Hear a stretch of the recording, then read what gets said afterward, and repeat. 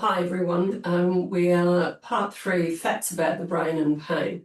And in today's fact about the brain and pain, we ask the question, does pain only occur with injury? So do we only get pain when we've been injured or we've been damaged? And the answer is false. Pain can occur at any time.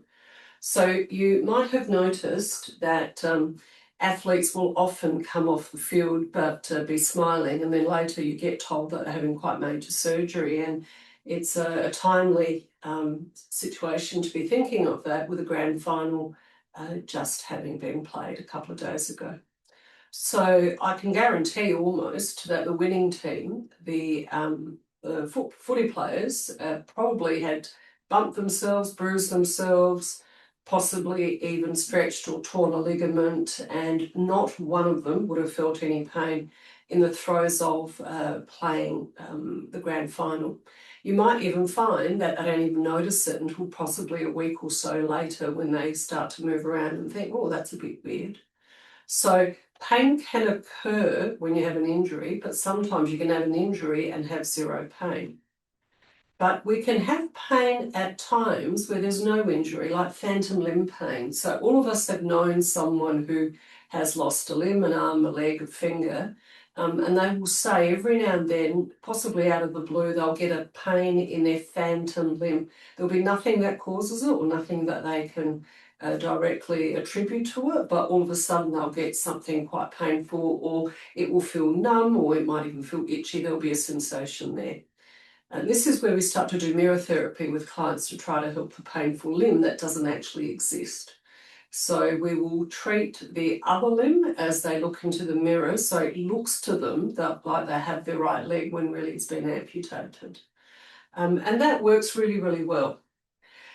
I'm always bruising myself doing things, and if I'm doing something that I'm having fun, I don't notice the bruise until possibly days later. So last time I bruised myself really badly, I was fishing and I was catching a snapper, so that was years ago.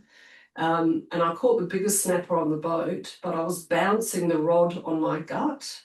And it wasn't until I got home and stripped down to get in the shower that I noticed this massive, my gut was absolutely black and blue in bruising. I kept poking it and there was zero pain. So I was injured, but I wasn't in pain. And you can also have a look at phantom pain that occurs not in our phantom, but we watch someone else get injured and we start to feel injured as well. So if you've got a child that gets injured, or you're watching TV and someone breaks the leg, you'll kind of feel it. And I bet there's lots of blokes out there that when they went into childbirth with their wife, almost felt the birthing process.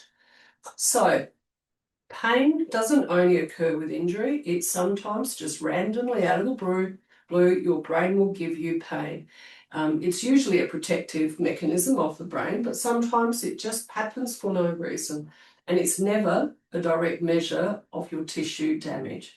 You can have lots of pain and little damage. You can have little pain and lots of damage. So the context that you're in, are you playing a grand final football match? Are you fishing, trying to catch a snapper? Or are you doing the dishes and you want to stop? All of that matters. If you want to know more information and you yourself have pain, please feel free to give us a call, come and visit us, make an appointment, or even watch some of our videos that we've got on our website and read some of our blogs. Thank you so much.